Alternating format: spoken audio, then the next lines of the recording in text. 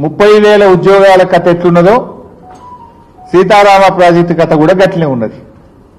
ఎందుకంటే వీళ్ళు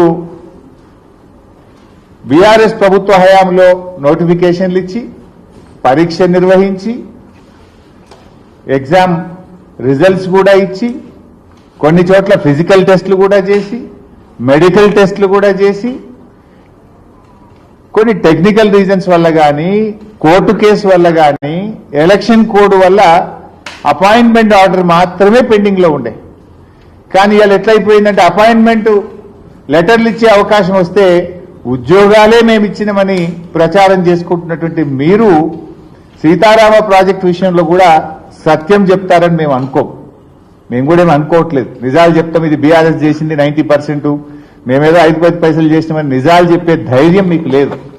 30,000 ఉద్యోగాల కథ ఎట్లున్నదో సీతారామ ప్రాజెక్టు కథ కూడా గట్లనే ఉన్నది.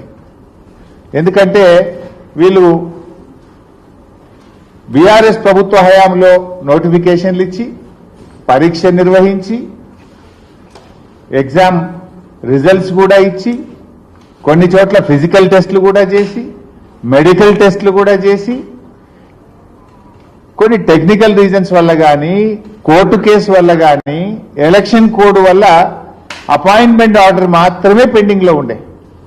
కానీ ఇవాళ ఎట్లయిపోయిందంటే అపాయింట్మెంట్ లెటర్లు ఇచ్చే అవకాశం వస్తే ఉద్యోగాలే మేము ఇచ్చినామని ప్రచారం చేసుకుంటున్నటువంటి మీరు సీతారామ ప్రాజెక్టు విషయంలో కూడా సత్యం చెప్తారని మేము కూడా ఏమి అనుకోవట్లేదు. నిజాలు చెప్తాం, ఇది బీఆర్ఎస్ చేసింది 90%, మేమేదో 5-10 పైసలు చేసినామని నిజాలు చెప్పే ధైర్యం మీకు లేదు.